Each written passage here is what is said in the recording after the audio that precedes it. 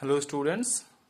So let's start our next chapter, that is landforms and water bodies, our seventh chapter. So it basically talks about the landforms and water bodies in our earth. Okay, and here we will start with the definition of continents. What is continent? Alright, so if you look at the book, then it is clearly written here that if we look at the globe more closely, we will find that there are large areas of land separated by water. So these large areas of land are called continents.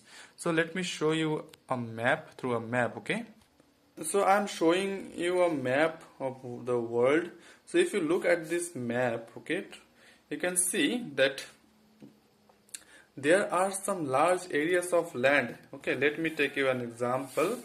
Like if you take the example of Australia, then we can look here is the example of like North America and South America. So if you look at this entire area of the land which is surrounded by water, so this is an example of continent. So a large area of land that is separated by water, okay, is called a continent. Though most of the scientists believe that there was only one continuous area of land, but with time that piece of land got broken into pieces due to various reasons and formed the different continents. So there was only one land, okay, but after a long time of the creation of the earth, okay, that piece of land got separated or was broken into different pieces, and then all the pieces got separated, and it is said that it is due to the rotation of the earth.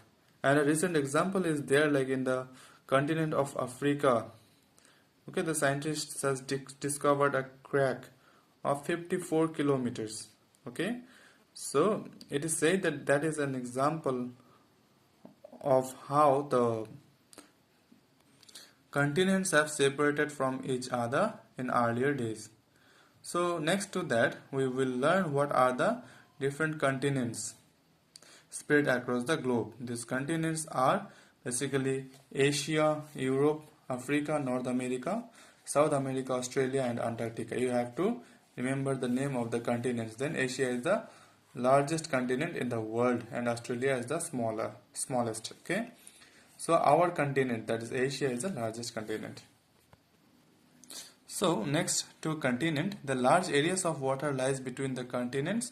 These very large and deep bodies of salt water are called oceans. So large water bodies, okay, large water bodies which lie between the continents are called as oceans. And there are 5 oceans, 7 continents and 5 oceans. What are those 5 oceans? Pacific Ocean, Atlantic Ocean, Indian Ocean, Arctic and Southern Ocean. Okay, and Pacific Ocean is the largest ocean. Then what are the major landforms? Students, you should remember that there are different types of landforms in our earth. Okay, somewhere it is slope, somewhere it is plain, or somewhere it is at a very height. Okay, so basically there are three main types of landforms on earth. What are those? Mountains, plateau and plain. So if we talk about mountain, it is a huge mass of land which rises much above the general level of the surrounding areas, and it has steep side called slopes and a tip which is its peak. Mount Everest is the highest peak in the world. So if you talk about mountain, so it is a huge mass of land. If you look at these images, you can see, okay, mass of lands with, and it has a peak. Okay, it has slopes and it has a peak. Then mountains are most commonly formed as a result of movements inside the earth. So there are some movements which will be discussed later on, not in this chapter. Okay, for now you must know that the mountains are basically formed as a result of movements inside the earth. So what is called a valley? The low land between two mountains or hills is known as a valley. Okay, if you look at the image, you can see that there are two mountains and there is a low land between the two mountains. That low land is called a valley. Okay. And students, you must know that the valleys are always present a great scenic beauty, and our Kashmir Valley is an example, great example of that. Okay, so Kashmir is a valley, you must know this. So now we will talk about plateaus. What are plateaus? It is a high land with a broad flat top. So it is always asked to you by many teachers that what is the difference between plateau and mountain. You should answer that mountain has a peak but plateaus has a flat top. Okay, and because of the flat table like top, the plateaus are even called as tablelands. So because its top is flat, that is why it is called a tableland, like a table. And so plateau of Tibet of the north of the Himalayas is the highest plateau in the world. So plateau of Tibet is the highest plateau in the world, and Pamir Plateau in Central Asia is referred roof of the planet. A short question can come from this, okay, from here. So roof of the planet. What is roof of the planet? Pamir Plateau in Central Asia.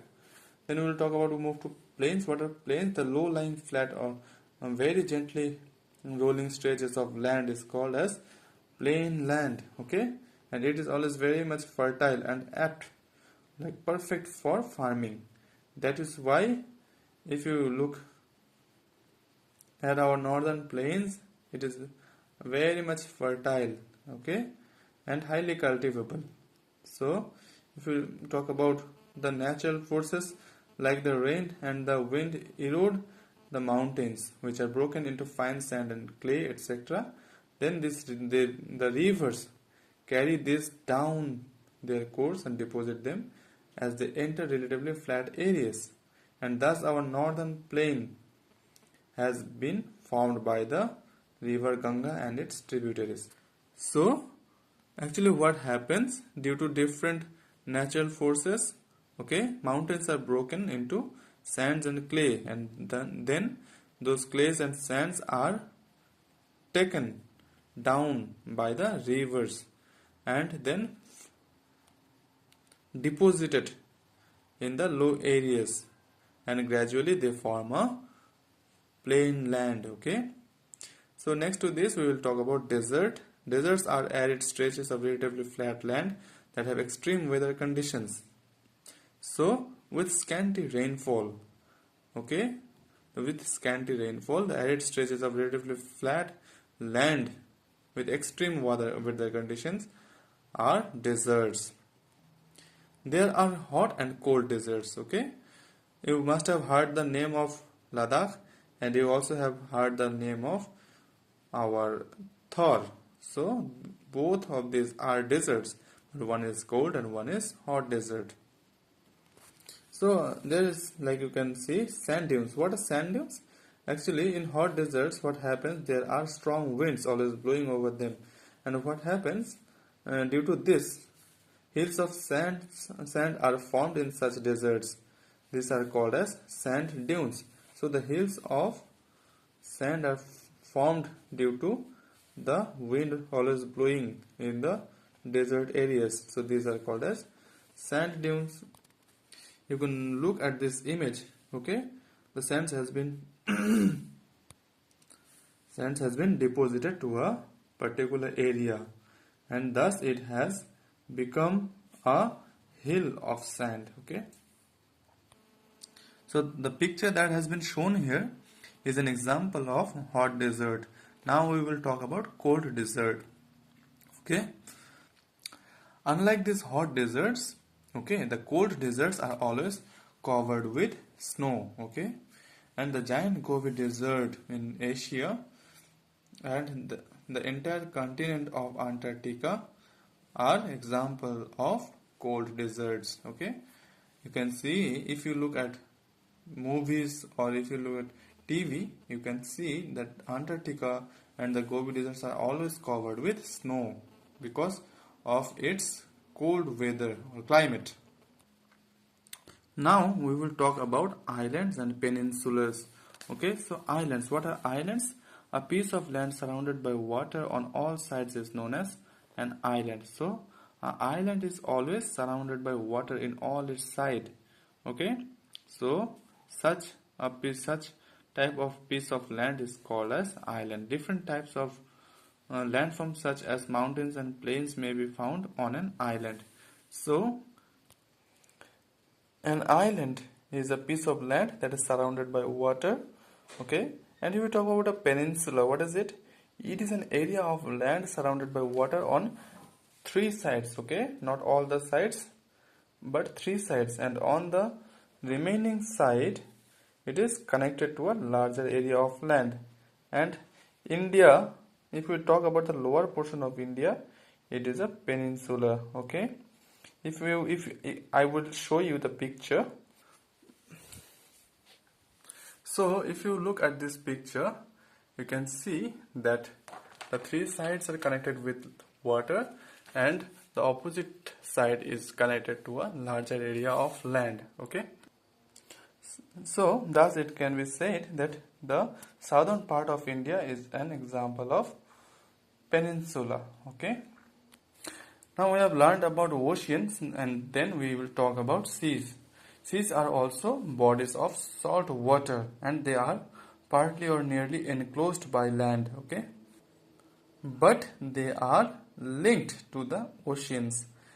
Some seas such as Arabian Sea have a wide mouth opening into the ocean, and while some others like Mediterranean are nearly enclosed by land. Okay, and their only connections with the open oceans are narrow waterways called straits. So unlike oceans, okay, seas are nearly or partly enclosed by land.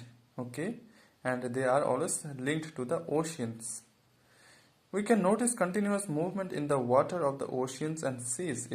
If we stand on the seashore, we will see waves moving towards and away from us. These waves are formed as the wind blows. So that's why people goes to beach so that they can enjoy it. And the waves that we actually enjoy the beach are actually due to the wind blowing. Okay, so the areas of land bordering the sea are called coasts.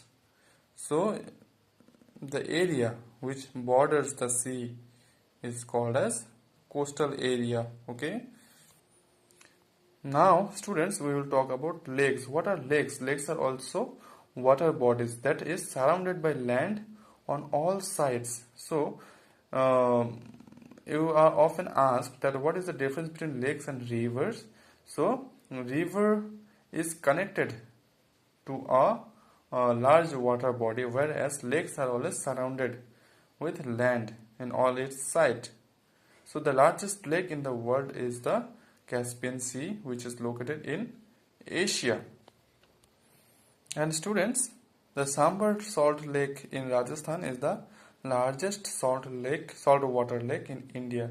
So these are the very important sentences as 1 mark short type questions can be asked from these things. Okay, so now we will move towards rivers and streams. So as we have learned what is lake, now we will see what is river. Water flows from high ground to low ground. Such a flow of water that follows a definite course is known as river. So river is always a flowing. Okay, it has a flow, but lake doesn't have a flow or current. Okay, so most of the rivers originate in the mountains. So rivers originate in the mountain, and rivers always have a source and destination, unlike a lake. Okay, so some rivers have a course of only a few kilometers, while some rivers may flow through many countries, and our Ganga is an example of that. Ganga, Brahmaputra, Indus, right? They flow through different countries. The Amazon River in South America is the largest river in terms of the volume of flow, and Ganga is one of the most important rivers in India. So the largest river in terms of volume is Amazon, and Ganga is one of the most important rivers in India. Okay, you have to keep this in mind. which originates in Himalaya and empties into Bay of Bengal. Okay, and most important river in the southern part of India is called Godavari. So students, there are actually in India two types of river, perennial and non-perennial. Okay, the rivers which flows throughout the year is called perennial rivers, and they originate from some glaciers, whereas non-perennial rivers are also called rain-fed rivers because they are very much seasonal. Okay, so they flow during the monsoon season. All the major rivers in the northern part of India are perennial rivers, and they are formed melting of the snow from the Himalayas, unlike the non-perennial rivers in southern India. Okay, so this is it, students, and it is a long chapter and I have explained briefly. I will give you some other materials also on this chapter so that you can understand it properly. Okay, and for any query you can ask me anytime. I am always there to help you. So see you. Bye bye.